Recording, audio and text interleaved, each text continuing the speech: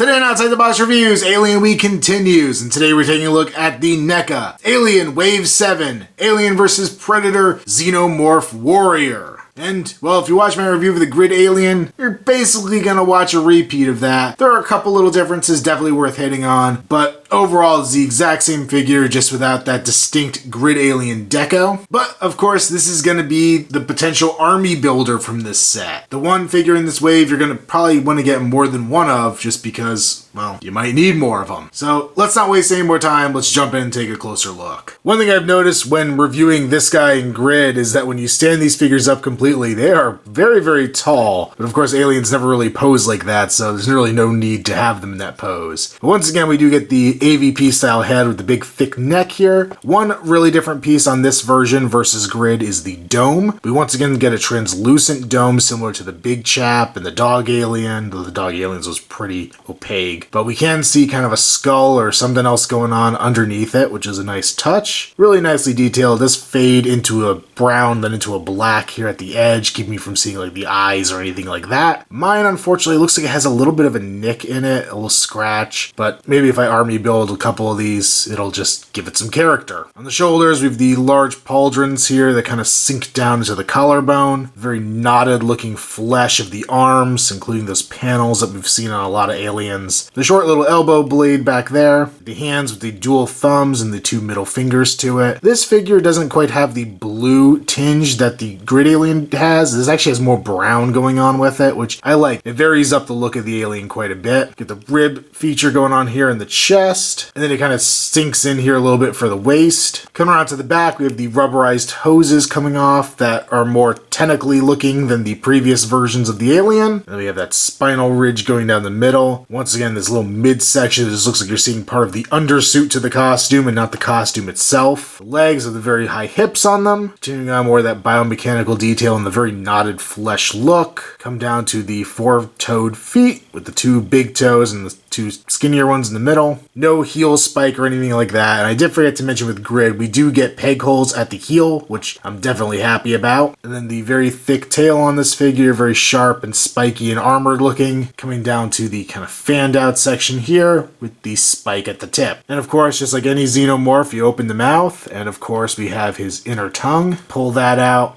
It's a little more fleshy color than the rest of the body, similar to most other xenomorphs, but it does still have a pretty dark paint tone to it. We do get the silver teeth at the end to match the main teeth. For articulation, the jaw will hinge open and shut. Of course, the tongue will move in and out. We have a ball joint at the base of the neck, so he'll look a decent amount down, pretty far up. He'll rotate side to side as well as pivot. I'd mentioned on the Grid Alien that neck felt a little loose, and this one wasn't as bad. Well, it's starting to get bad. It's starting to get pretty loose. I think it's because there is a fair amount of weight up here at the top of the ball. I mean, it's not that it's a heavy head, but just comparatively to most heads on an action figure. I might try adding a little glue in there just to stiffen up the joint a little bit, but something you have to be very careful with before you attempt. Arms are pin socket joints, so they'll go forward, back, as well as out to the side. We have a nice double jointed elbow, which feels pretty sturdy. My Grid Alien feels a little looser than this, so this one's definitely the better of the two. You can also swivel at both ends of that joint, which is really nice. The wrist will swivel, as well as hinge up and down. And then we have the hinge joint there at the claw, which I just absolutely love on this figure. With the mid-torso ball joint, so you can rotate side to side. Hinge a little bit forward, hindered of course by the big thick ribs, but we can arch the back pretty darn far and get great crawling poses out of it. Legs are in pin socket joints, so they'll go pretty far forward,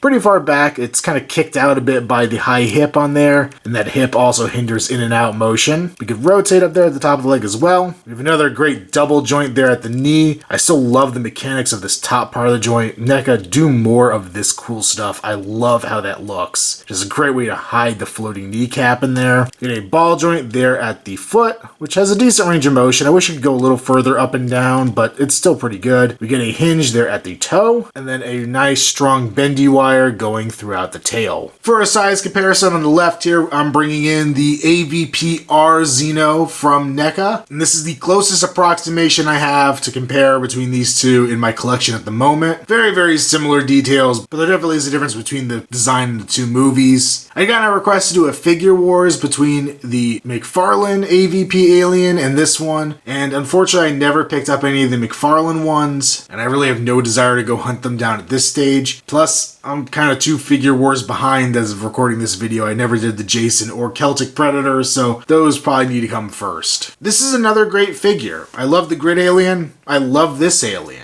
I think NECA did a great job engineering this new Xenomorph body, which is awesome because AVP is probably not going to be a big draw for a lot of people who don't care for that film, but by making a very solid figure, NECA's definitely made it harder to pass this one up for those people who wouldn't normally get it. I gave Grid a recommend. This one definitely gets a recommend as well. I love that there is a different color scheme to him. I got this wave of aliens off of NECA's store on eBay, so I got them pretty darn quick. So once these start hitting retail, I am kind of curious to look at these Xenos and see if maybe they trade up the paint apps every so often. Maybe there are some that might have kind of a bluish paint wash to them. If there are, I will definitely try to grab one. And I do think I want to grab at least one more of these Xenomorphs. I don't need to army build them to a ridiculous extent. I kind of organically picked up a lot of Alien Xenomorphs, so I'm guessing I'll probably have the opportunity to do the same with this one. But I definitely do want to have several in my collection just to pad out my AVP display. So this figure does get a recommend, and looking forward, before we even talk about the other alien lines coming up, one thing I'm really excited for is NECA's doing their own dynamic figure stands, which look like they're going to kind of be along the lines of the Tamashii stage, but maybe just their own version of it. But the big plus for me is that they are incorporating in a suction cup method of adhering the stands. You can actually suction cup it to a glass display cabinet wall. I recently moved all my alien figures into a glass Detolf case, and I cannot wait to put some of these aliens crawling on the walls of my Detolf by using those new stands. So I think especially for alien collectors, those are going to be a must. But looking forward with aliens, our next wave is going to be completely Alien 3 based. We get another Ripley with her bald head. We get a Weyland Yutani Mercenary, which is a figure I never asked for, but cool, we're getting that. And a re-release of the original Dog Alien and a variant in more of a silvery paint, which I was kind of hoping was supposed to be the lead version, but it doesn't look like it's going to be that. And then after that, I believe the next wave is supposed to be Aliens themed because it is the anniversary of Aliens coming up. And then soon enough, we'll have a Kenner tribute wave, which while I cringe at that with Predators most of the time, I'm actually absolutely thrilled with Aliens. I actually do have some nostalgia for those old Kenner Alien figures. And really can't wait to get the cool, goofy Bull Alien and Gorilla Alien. And I'm really hoping NECA pulls out all the stops with those. Make sure you follow me on Instagram using Outside the Box Reviews. Also check me out on Facebook, link below. And until next time, this has been our Outside the Box Reviews. Game over, man! Game over!